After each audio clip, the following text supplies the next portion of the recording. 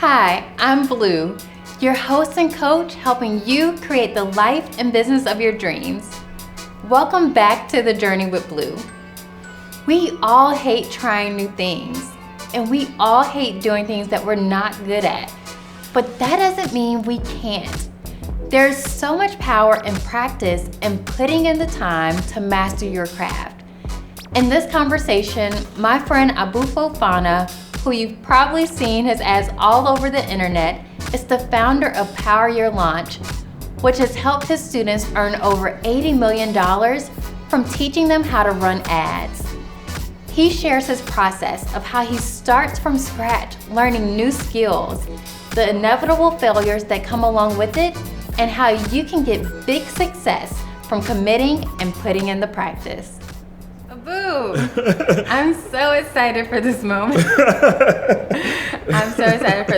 First of all, I think, we met several years ago, and I think every time we're like, we're doing the show, and you don't live in Atlanta, but you flew in to do the show. Yes. I'm like, true friends, true riders. You already know. I got the bat signal. I was like, okay. I saw the blue on the sky. I was like, I gotta go. And I feel like you're the only person who calls me by The Journey with Blue. Journey with Blue. The Journey with Blue. And I'm like, okay, Abu, hello, how are you doing? It's never just Michelle. It's never just Blue. It's the full thing. It's the whole show, the whole brand. Right. I gotta let everybody in the room know Journey with Blue is in the house. I appreciate you. And Abu, I feel like I always walk away inspired whenever I'm around you, whenever we're together. And it's not even just because of yes, you've grown really successful businesses, but it's always a different level of stretching my mentality and what I actually think is possible, right? Mm-hmm. Being able to see it in motion, see it in process. Right. And a couple months ago, I'm gonna say, I guess maybe around November, December, the end of 2021, I saw you post something about you had just made this crazy amount of money on the stock market. How much was it? It's funny because I was starting to get more and more consistently, but I think during that time there was a 7-day period where I made about almost $300,000 in 7 days. Right. And you posted about this. Correct. And here I am reading this, scrolling, and I see Abu making this money, and I was like, okay, whatever. Abu's off to making more millions, and I completely just dismissed it and was like, Abu was just being Abu, right? And so that was November, December when I saw your post. Yep. But then I saw you in person in February, and we were talking, and you were like, man, I've been putting in 40 hours a week or something, trying to learn the stock market. Yeah. And I was like, dang, I completely diminish your process because it's so easy to see oh, Abu's made millions, now he's about to make more millions in the stock market doing something completely new, and be like, oh, Abu just has something special. He got his own little analytical brain that just works for him. But when you was I'm putting in all these hours to learn, I was like, dang, we don't see that. Yeah. We don't hear that. And so people think it just happens. No. You're like, no. No, it doesn't happen like that. I think that so there's two layers to this. The first one is when you're working on your current dream, and you have to put in a lot of hours for that. So before I became an entrepreneur, what I did 5 to 9 after 9 to 5 became extremely important. And so instead of leaving my job, I would just stay after hours and started working on my next craft, which then turned into full-time entrepreneurship. When I became a full-time entrepreneur, and known as one thing, but I'm like, you know what? Where do I see my life in 5-10 years? And if it looks completely different than what I'm currently doing, how do I start building the skill set? How do I start building the boat before the flood comes? And so I said, I need to put more hours in. And so not only am I refining my current craft, but then I'm like, every moment that I have, I'm going to wake up 3 hours earlier and dedicate the first 3 hours to the day to the next craft. And I'm going to stay up 3 hours later. So there's this process, and I think it's diminished because, the microwave aspect of how Instagram or social media is, people will go there and people don't really build in public unless it's a win. Right? You're right. But they don't build in public where they're like, okay, it's day 3 and I'm doing the same thing and there's no result. Day 4, I'm doing the same thing. It's like when you watch those astronaut movies and they got to log every day, and there's really no progress every time they check in. But when you take a step back and they've been there for the year, you're like, wow, like look at all that progress that occurred. And so it's a lot. And I try to share that journey, right? And I missed it. I didn't see that journey. I just saw the $300,000 in 6 days. Right. And so it's challenging because some of my peers as well, some of my friends, they'll tell me that the second layer of this is, oh, there's something special.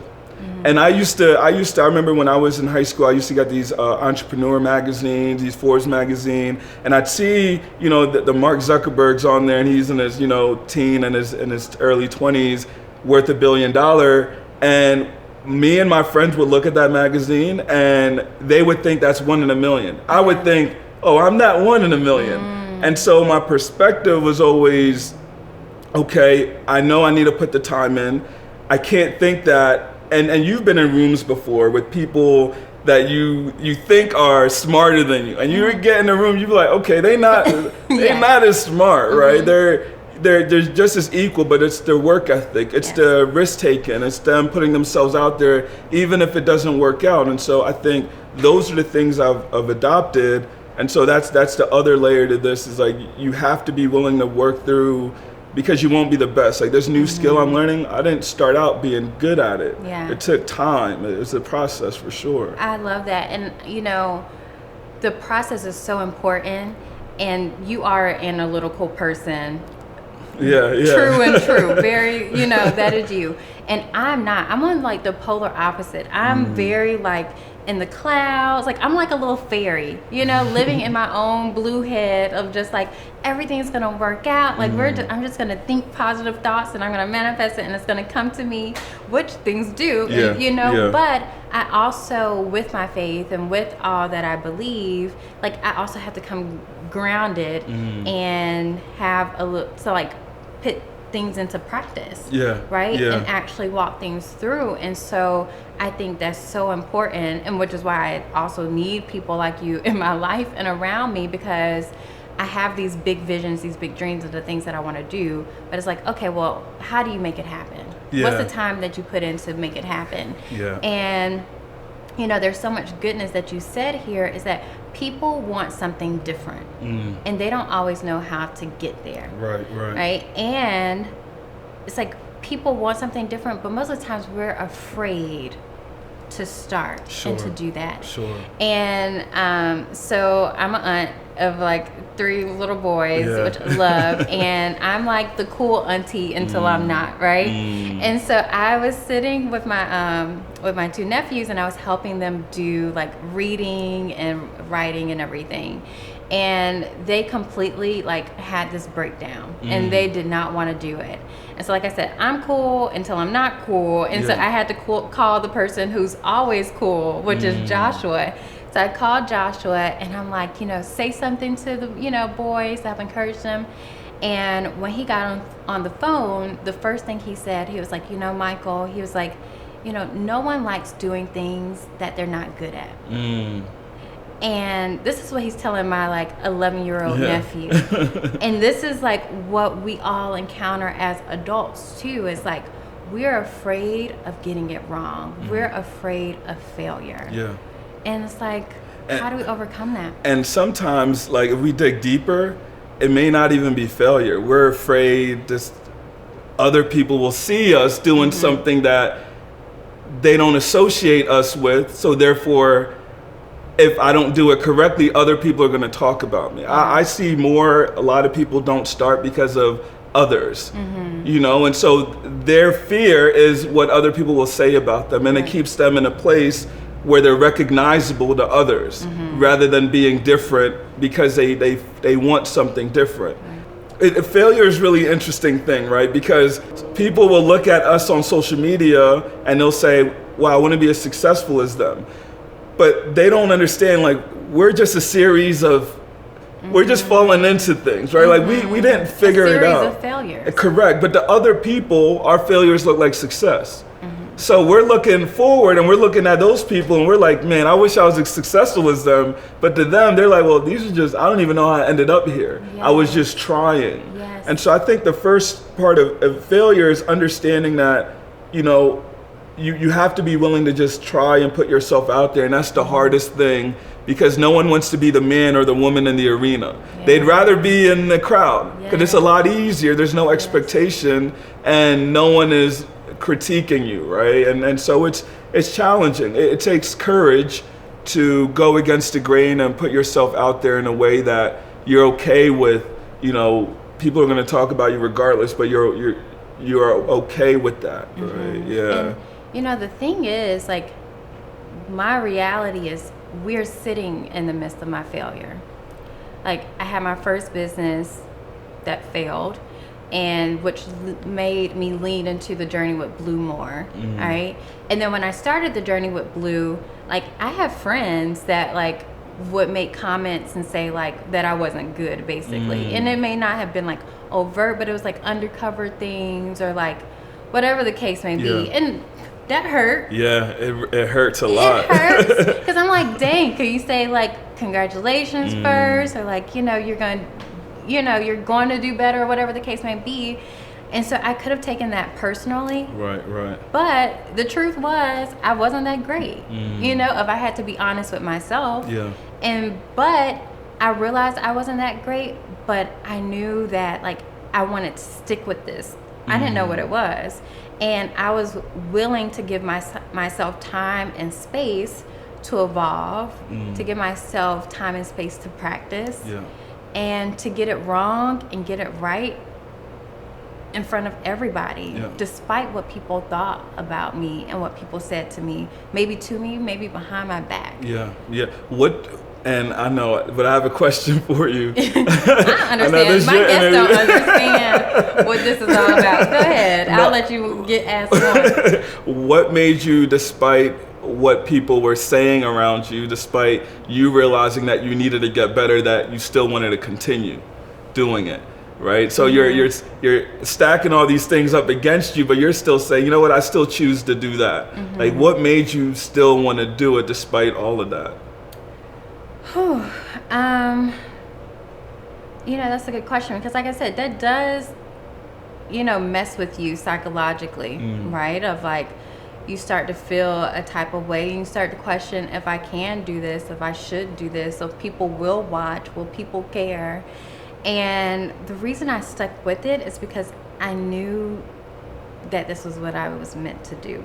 At some level, I didn't know, like, what it was gonna, like, sure grow to, but I was like, I love doing it, actually. And people ask me, like, oh, were you a journalism major? Were you a media major? I'm like, no, I was business marketing with a minor in fashion merchandising. I was just a girl who called on my friend, said I wanted to have a show. She said, I've never done video. And I was like, well, I've never been a host. And we did it. And it was just me saying yes to myself. Not because and of course I have the dreams for it to grow there, but I didn't know that that's what it was actually going to happen. I just knew I love doing this. Yeah.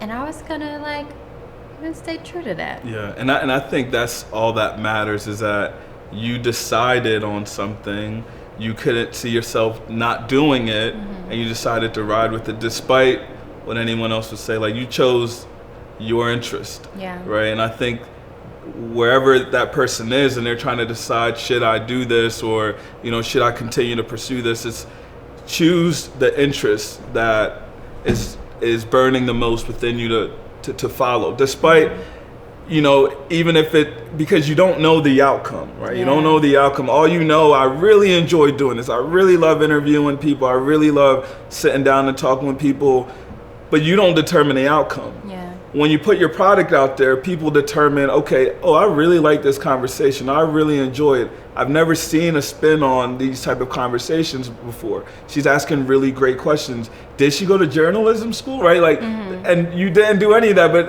this is just innate. It's what's within you. And I think people should pursue more of the things that's within them, because if they don't, it eats at you.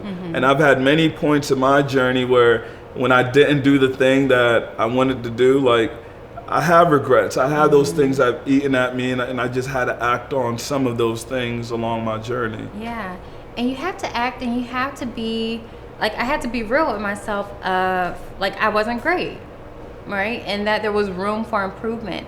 You have to give yourself space and time to improve, to grow, and to evolve. And just because you're not good at something doesn't mean that's, like, definitive, like that's your end. And so many people say, I'm not good with math, I'm not good with public speaking, I'm not good with X, Y, and Z. And I heard this saying before, it's like, if you fight for your limitations, you'll keep them. And when I heard that, I was like, oh my gosh, right? And there's so much that we don't want that we're actually fighting for. We're holding on to it because we're not willing to do that real assessment of where we are and to actually break down, well, how do I move forward? I think, like, there's this ceiling of, like, the only ceiling a lot of times is, like, your own belief and limitation on how far you could go, right? And so if you have a limited idea of yourself and the things that could happen for you, you adopt that, right? If you don't, and that's why I also think self-talk is really important, how you speak about the things. So whenever people are just starting things, I say, hey, put yet at the end of every sentence. I'm not good yet, you know, because that means there's room for improvement. And so I think it's hard to look at, even looking at businesses now and say, you know what, I'm Nike. And you go and you launch a apparel business and it doesn't sell like Nike. It's hard to compare with where Nike is today. And so you have to go back and look at, well, where were they when they were day 2 in their business? Did they sell out? No. So why am I giving myself... we have these so unrealistic pressures. It's social media. You know, it's social media, and it's also our belief that, oh, if we're that good, it would happen really quickly. No, if you're that good, it doesn't happen really quickly. That's how you know, you need to continue doing that thing that you started. It doesn't happen quickly at all. I agree. It's definitely a process. And even I was saying right before this, when I started doing these conversations, like, I would just go in, like, thinking I was going to magically have the like things that I wanted to say to people, and, like, I was going to magically have the questions, like, it was just supposed to come to me. And so I never, like, really prepared or practiced beforehand. For some reason, I thought it was like cheating. Like, if I'm meant to be this host, then it's just supposed to, like, come to me naturally. And I'm like, okay, like, that got me further. Like, I got some baby steps in that, but it didn't get me far. Right? And so I've realized, like, that it's okay to practice, and it's okay to practice until you get to your greatness. Right? And even when you say, like, yet, I always think about Muhammad Ali's quote, you know, like, I said I was the greatest even before I knew I was. I believe that's what it is. Like, speak that, own that, step into that, like, you know, and really, like, just claim it as yours, right? But I also want to know, what are some of those, like, really, like, practical things that you do when you're trying to learn a new skill, a new craft that's going to move you from where you are, you know? Because you have to do the work, and that's the other thing. People want to change in life, but they're not willing to change how they show up. Right, and that's one of my good friends, Tanya Rapley, my Fab Finance, always tells me is, you have to do the work. Like, you just have to do the work. You cannot cut corners, and there's no way, there's no shortcuts. Like, you have to do the work. I think for me personally, in order for me to sort of, and the question you asked me was, how do I Like, what are some of the practical things that you're doing, right? To learn. To help you learn, right? So we talked about some of the mindset stuff of overcoming. Yeah. But it's like, okay, well, So some of the things I do when I'm trying to learn a new skill, I crafted this thing called the 90 for 90. And I spend 90 minutes a day minimum over 90 days in order to learn a new skill, 90 for 90. Now, there's some people who are going to say, I don't have 90 minutes a day. So I'd say, okay, do the 60 for 60. Okay, do the 30 for 60. You know, it's all about consistency and that same craft. And so every day I spend 90 minutes a day minimum studying the charts, going through a course, being mentored by someone. Every day, 90 minutes a day minimum. Wow. This is Monday through Sunday. This isn't Monday through Friday. I'm like looking at my life, like where I got 90 days. Is that 90 minutes? Yeah. Yeah, 90 minutes a day, Monday through Sunday. Monday through Sunday, every day. So like in the morning, that first 30 minutes, I may just look over my notes from the day before. And the afternoon, when I'm eating lunch, I may take another 30 minutes, you know. And while I eat lunch, I'm looking at the notes before I go to bed, right? Or before I go to the gym, or maybe I take the notebook to the gym, or maybe I take the audio of, you know, wanting to learn about the stocks to the gym, and I'm listening to a podcast episode all about the markets. And so this is a real analytical brain that's helping me, because I'm not quite there yet. Okay. What I'm doing is I'm integrating what I want to become. Right? So it's not distant anymore. You know, I'm becoming it at the same time in this process. So I'm integrating it into my current life, because that's how I'm going to become who I see. And so again, we talked about the mental, there's the visual, but then there's like, okay, manifest. Like when you create a manifest, someone has to follow that in order to find the treasure, right? In order to find the gold. And so you're creating a manifest, and once you create it, that's your outline. Right. That's your step-by-step on how you get to the goal, the end point that you want to go to. So I do this 90 for 90 challenge, any skill, and at the end of the 90 days, this is commitment. Commitment, right? At the end of the 90 days, like, and that's what happened. Now I made $300,000 in 7 days, right? Like I did it day in and day out, 90 minutes. I still am running a business, right? I still have employees. I run like 3 other businesses. So like, someone recently told me, you don't wait for things to slow down to start something new, right? When things are speeding up, that's the best time to start something new. Yeah. And so some of us in our mindset, we're like, well, when I'm done this and things slow down, you don't. Yeah. Because things are always gonna be speeding up. Like things, especially the type of the things you want, right? If you want to be this woman, if you want to do this trading, if you want to, the best time to learn it is when things are ongoing, right? You give yourself deadlines. I hark back to when I was in university. I would, you know, the first semester, everyone was taking like 12 credits. They would recommend, hey, 12 to 15. Yeah. I took 35. What? I took 35 credits. See, but when you're up against deadlines, you get things done. Like even if you took 18 credits, you will get things done when you have things on your plate. But sometimes we don't put enough things on our plate. And the issue with that, another layer of this is, I read somewhere recently is like, you know, if you want to see growth and if you want to see continued growth, see what's on your calendar. Is your calendar changing? Most of us, if I go back to your calendar a year ago, you're doing the same thing. So where does growth happen? If you're doing the same thing, you're not adding more onto your plate. You're okay with what's on your plate. And I think some of us, we need to stretch ourselves. We strive to be the best at in our craft, but we're not willing to do the other stuff. Jordan could have stopped where he was, right? But he wanted to be the best. And so Kobe could have stopped. So there are these individuals that are outliers. They're already good at what they do, but how do they become the best at it? Right. So there's a complacency with good. There's absolutely, especially when you're the person in the friend group who is doing more than everyone else, right? Yeah. And you tell them something, they're like, well, girl, you're doing more than everybody else. Yes, that's true. And then you're like, well, I am. And then it sinks in your back of your mind and you're like, okay, maybe I don't need to do this extra stuff. But that's what was put on your path to do. Right. But now you're delaying it until you come into a different room of people and you're like, oh my God, let me level up, go to the next level. Absolutely. Yeah. Absolutely. And I mean, those are some really important points, some really key points. Yeah.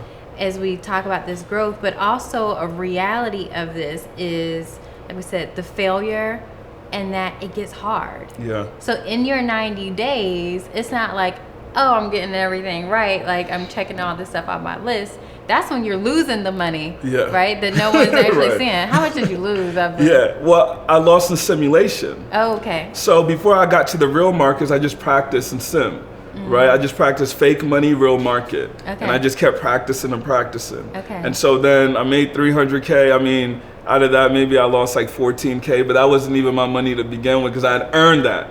So I grew an account from 21,000 to 300,000. So like everything after 22,000 was just all good, right? Gotcha. It wasn't money that I had put in. And so I put 21K in and grew to 300K.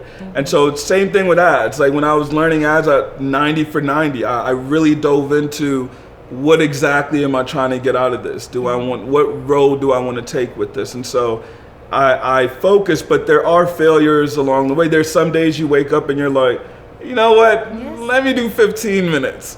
You know, but I think when you cheat yourself, it's not about no one's gonna know. Yeah. Yes. Right? You know.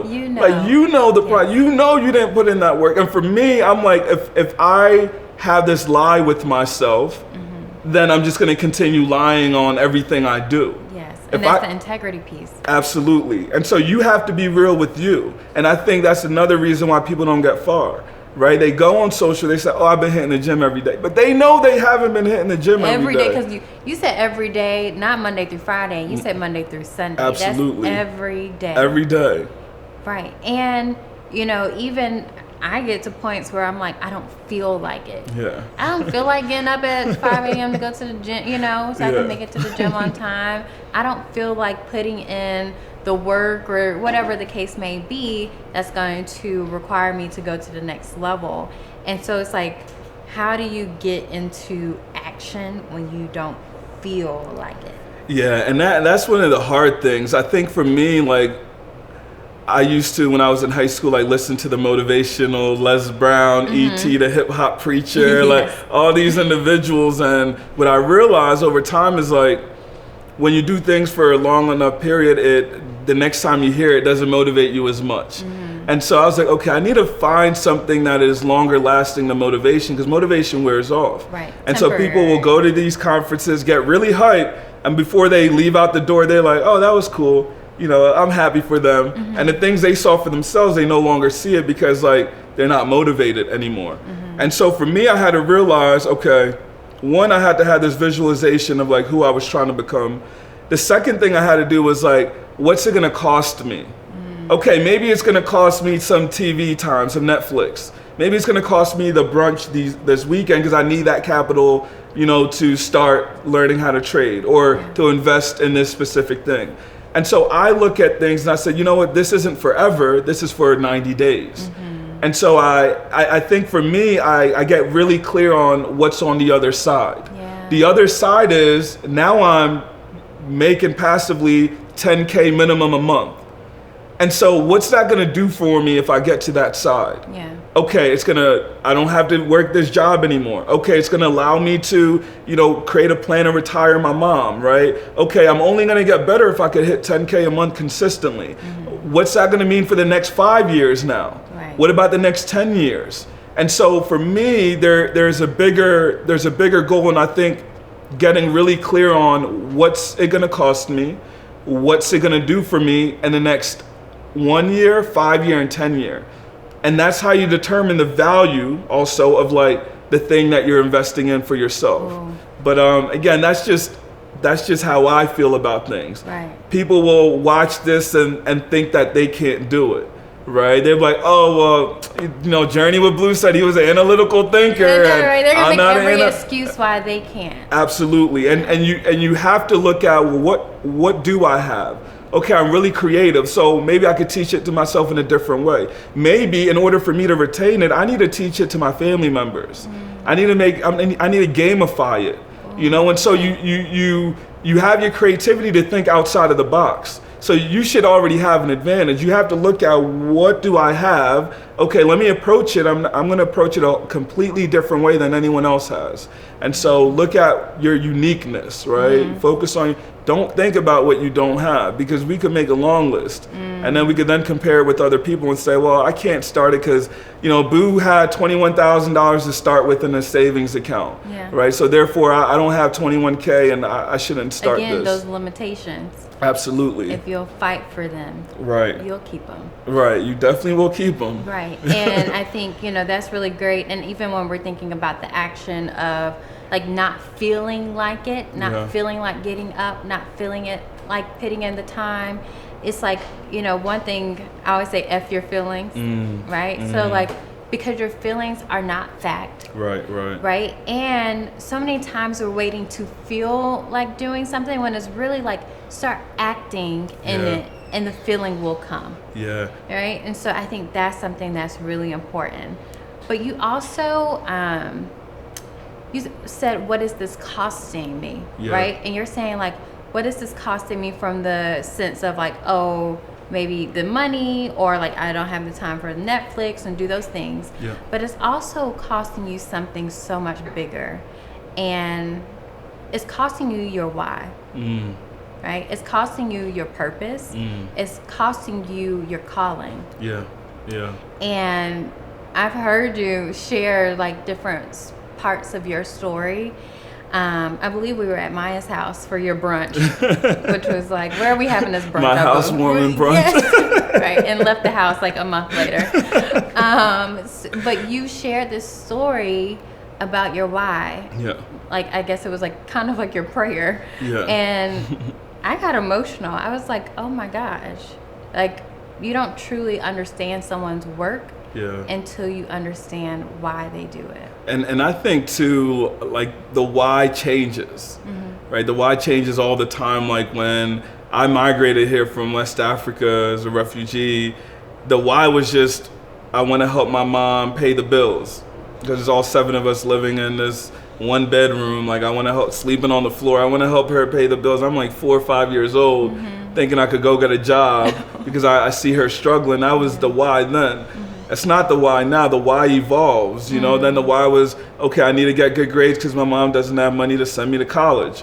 Okay, well, this is the new, if I could do this, then she could save so much money, and if I get a good job, then I could help her out. I could help my family out. So the why evolves. I think for me, it's getting really clear and understanding that your why will change, because some people think, oh, it has to always stay the same. I think getting really clear and outlining, what is that current why? And for me, when we were doing that brunch, back then was completely different. One of my big whys is like, I didn't want to go back to corporate, right? I was like, anything, I'll do anything. And the thing is, you had already made millions at that point, and you're still saying, I don't want to go to corporate. I think you're okay. I think you're safe. I don't want to go back to corporate, or now I want to get a house for my mom. I don't want her to work anymore, or, I want to make sure that, I'm taken care of. And so the why always evolves and changes. But I think that's a good thing. We talked about earlier people accepting their limitation, and I think that it's so easy for people to be stuck where they are, right? It's familiar. And so a lot of times there are opportunities. A lot of times people are like looking for signs, and I kind of love and hate this, right? Because they will put the onus on someone else. Oh, and it's in God's time. But God's also waiting for you to take action a little bit, right? Like just do a little bit, like, or, it's not the right time, but you're not doing anything to work towards that thing that you want as well. So it is getting clear on your why, but it's also getting uncomfortable. Like I see it all the time. I was just talking to someone recently. They're just so comfortable where they are. Anything new that's uncomfortable, they're like, why would I do that? They're not willing to accept that or embrace that unfamiliar space that they're entering, and you have to be. And then your why will get you through that, but you have to be able to embrace that things aren't supposed to be the same. Right. When you go and decide on this journey that you want to be better, it shouldn't be the same. And I think, I think it's so important to even hear your story in this, because someone could easily say, like I be saying, Abu off to his millions, Abu, he's in a place where he can do this. He has this analytical brain. I'm not that. I'm more of this free-flowing, carefree person. And, I was at Waffle House in Mississippi. I was there with Joshua and one of his friends, Daniel. And there was this lady, she was kind of like hunchback or something. It was like a physical impairment. And I was like, dang, like that really sucks that like she got to be out here working or something. And, kind of having to push through in this circumstance. And Daniel said, he was like, we all have limitations. And at first I was like, dang, Daniel, you cold-blooded. Like, I'm trying to feel sorry for this woman who out here trying to work. And he shared something with me, like, I have, my limitation, you may not know it. It may not be physically on me, but this is my limitation. Yeah. And we all have something. That's a fact. We can always make the excuse. And I think that's just the easy way out. That's the easy way out. I totally agree with you on that. Because I've known a lot of people in my life that they still continue to try to take the easy way out. Yeah. And it's hard when you decide to bet on something that you want and you put yourself out there. Like I said earlier, it takes a lot of courage to do that. And we're not saying it's easy. We're not sitting here and saying, oh, do what you love and like, it's easy, everything. Oh, no, we're saying that taking that bet on yourself is an amazing bet. But it's also a lot of work. Yeah. And you're gonna have to be in battle with yourself constantly. And that's literally entrepreneurship. The reason why it's so hard is you're literally looking at a mirror at yourself of your limitations. Yeah. And then you have to decide, okay, do I wanna look at this mirror again today or do I wanna improve upon it and come back?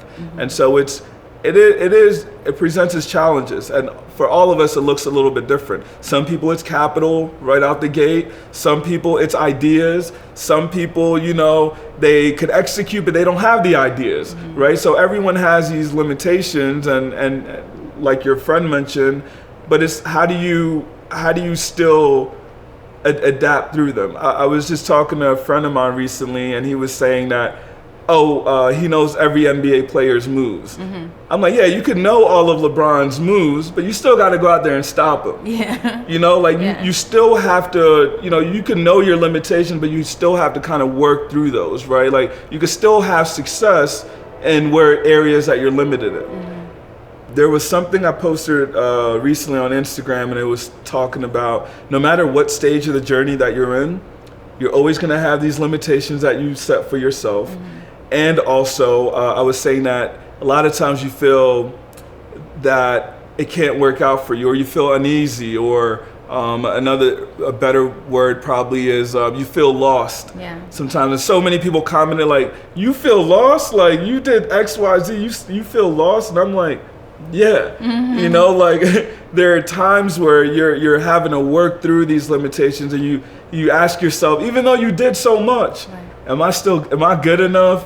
Is this for me? You still ask yourself. So it's a consistent battle. There's never going to be a moment where you're never not going to feel anything completely. You'll still have some self-doubt in yourself, but you have to learn how to work through that and navigate through that. Right.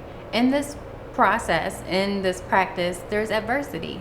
Absolutely. And you also made a post about like, we want these dreams, like we want to birth this dream, but it's like you made the analogy of baking a cake. Yeah. So you're gonna have to tell it. I can't remember the post word for word. I'm like, I need my phone. I have all my thoughts in there. But I think I was talking about adversity, and it is, I forgot what I said. It's like you have all the ingredients to make the cake, but the thing you need for the cake to actually rise and to be done is the fire. Yeah, it's adversity. Dang, you good. You remember that. I'm on it. This is what I do. Research, preparation. Right. Pays off. No, you're right. But it's the fire. Right. It's the heat. It's the heat. Right? It's that pressure that we so often try to avoid. We avoid it. And it's like, but you can't bake that cake. You can't. You can't bring that dream to life without it. Dang, that was good. I can give myself a pat on the back. I said that. No, but I think that you're spot on. You know, we gather everything, and then we're like, okay, like, but it's like, no, you're still gonna have to put it in the fire. You're still gonna have to use the fire. You're still gonna have to have a level of, you know, this adversity, which we're describing as the heat or the fire, in order to make the cake. And most people just stop there. They're like, oh no, like, and it's hard. You'll never bake the cake, right? No matter how hard you try, you put all the ingredients together. You could, you know, mix it. I'm not a baker now, so I don't want these bakers like, oh, boo, you got the steps in the wrong order. But you can put all these ingredients together, and there's no way this cake is gonna be a cake unless you experience some adversity. Yeah. And the reason why I posted that, because I was trying to visually share with people that you have all the ingredients. You have everything. You have everything. Oh, I didn't get that from you. that. You have because what people will say, what they default to is, oh, I don't have it, or oh, I don't know if I'm good enough. Oh, yeah, but I'm like, bro, you have everything. Like I'm confused as to why you think that this cake is gonna bake itself. You have to put yourself out there. You have to go through the heat in order to bake this cake. That's what I was trying to tell them, is like, a lot of y'all already have everything. Got you. I missed that part. That's really good. We already have everything that we need to make it happen. Absolutely. And a lot of times we don't want to put in the work. We don't want to put in the practice, right? We don't want to get it wrong before we get it right. We don't want other people to judge us and say whatever. We don't want to even have to look at ourselves and have those hard conversations and those realities of what are these limitations and how do I overcome them? Yeah. And self-audit. A self-audit. And how do I actually break this down into, this is my goal, but what are my habits? Yeah. And how do I backtrack to make that happen? How do I set up my life where I'm doing 90 minutes for 90 days, right, or the 60 minutes for 60 days? How do I actually make that happen? And, you know, I think it's making it happen, and making it happen in silence. Yeah. Right? And that's something that I know you also share, is because a lot of times when we're in this process, we're alone. Yeah. Right? And we are not getting the recognition of the work. Right? And it's hard to go forth and do something that you don't know what the outcome is going to be, right? You don't know what's the turnout. Yeah. You don't know if this is really going to work for you. Yeah. And I know that's hard. Yeah. That can be discouraging. And this is something I talked about, like vision versus recognition versus visibility. And are you willing to stick with something? Like that. Vision versus recognition versus visibility. And it's really around, like, are you willing to stick with the vision despite the recognition and visibility? And most people are not. Most people need an accolade. They need a clap.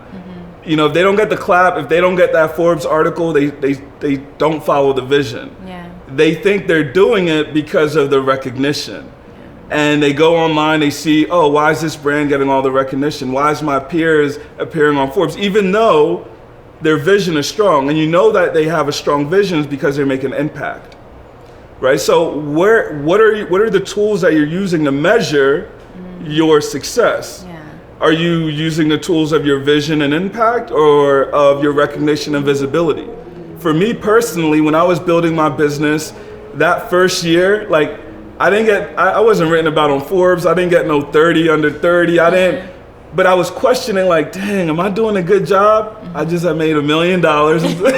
And I'm like, dang, am I doing a good job? I'm on Instagram, and this person is on Business Insider and Forbes, and am I doing a good job? Then the next year I was like, I'm gonna try to get on all these articles. Yeah. And then the year went by and I didn't get on any article. And then I had to come to the realization, okay, you've helped how many? 10,000 people make over 50 million. Like, what recognition is going to top the impact that you're making? Yes. And so for those of you that are making impact, you have a strong vision, and you're trying to be everywhere and get the recognition, like, you have to ask yourself, what am I using to measure? And if you're using the right tools to measure, because those people that are in Forbes 30 under 30, if you go back and look at where they are now, those people that are getting all these features, if you go back to see where they are today, you'll realize it's about the impact. Mm-hmm. It's about the vision. That's way more important than a recognition and visibility. And so again, these are just some of the hard lessons I had to learn. I've had to learn as well, right? And like I said, I was taking notes because I know that I have the vision of what I want to create, but I also have to, in my everyday, practice it out. Yeah. Right? Yeah. And I think that's so important for all of us. Yeah. And I knew you were the person to break it down for us. Yeah. Because you break everything down. I think it's easy to grow when you're in a great environment, right? And so for me, when I didn't have that environment growing up, poor neighborhood, I went through school, just like being around different people. And then eventually when I, came into my own and have the ability to go network, have the ability to ask someone for coffee. I'm the same person that paid someone $15,000 for 30 minutes for coffee. Cleared my savings. I didn't know that you did that. Yeah, cleared my savings, right? In order to do that. This is when I was working 9 to 5 because I wanted to be in an environment because I wanted to see how they talked, how they walked, how they commanded the room. And here I am, like, that was my only way. I didn't have the access. So sometimes it does take a capital investment.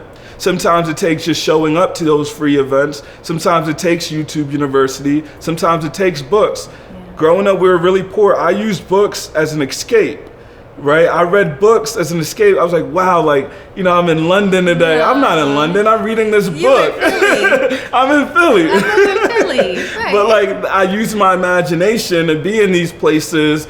And so I think that you have to try to be in an environment that is nurturing to whether it's your creativity, to your vision. The hardest thing to do was when I was in Philly and the people around me that nurture the thoughts, not everybody, but some people that nurture the ideas that I had, they would continue to die. And it wasn't that, a lot of times they weren't bad ideas, right? The soil wasn't good, right? The water wasn't good, so there were all these things. And I said, you know what, if I can't change my physical circumstance, I got to change my mental circumstance. I got to change what I consume, right? And so these are the things that I say, okay, I need a podcast. So listen to a podcast on my way to the office. I cut out music. I'm not saying cut out music. Yeah. Listen to the Beyonce album, right? Beyonce, sponsor this podcast, please. And so I would just say I started adopting different habits. That's what I mean by when I say I started cultivating my mental, right? Yeah. I started consuming different pieces of content because I couldn't change my physical. I didn't have money to move out of my mama's house to go. So I had to change what I was consuming, and that eventually changed my environment. I love that. Yeah. And change the things that you can control, that are within your control. Absolutely. And this, I think this whole conversation is about the decision for you to show up for yourself, for your dream, for your purpose, for your why. And this is good, Abu. Yeah. No, I'm glad I put out the bat signal. I'm glad you got on the flight and came through. Yeah, and just what you said and what we talked about this entire time was basically, journey with Blue, but our journey with ourselves, right? Like the person that you're trying to outdo is you. And I think the sooner people realize that, that's the only person you're trying to get better each day, then you be walking more in alignment with your purpose and vision, because you're just trying to get better than that person yesterday. Yes. Not on social media, just like that person yesterday. And I think that, to me, when I see you interviewing people, to me, that's the journey with Blue. It's like the journey with yourself. Like, how are you growing in this journey, right? Yeah. So I appreciate this. Oh, thanks, Abu. We made it happen. It's been years in the making, right? Right, but right, this was good stuff. Yeah, Thank you. You already know. I hope you enjoyed this conversation and took some notes. Make sure you like, subscribe, and share with a friend. But the conversation is just the beginning. If you're ready to take action to step into your purpose and create the life and business of your dreams, I'm ready to support you along the journey. Head over to thejourneywithblue.com to learn how you can apply to work with me and create results you're proud of. I'll see you next time on The Journey with Blue.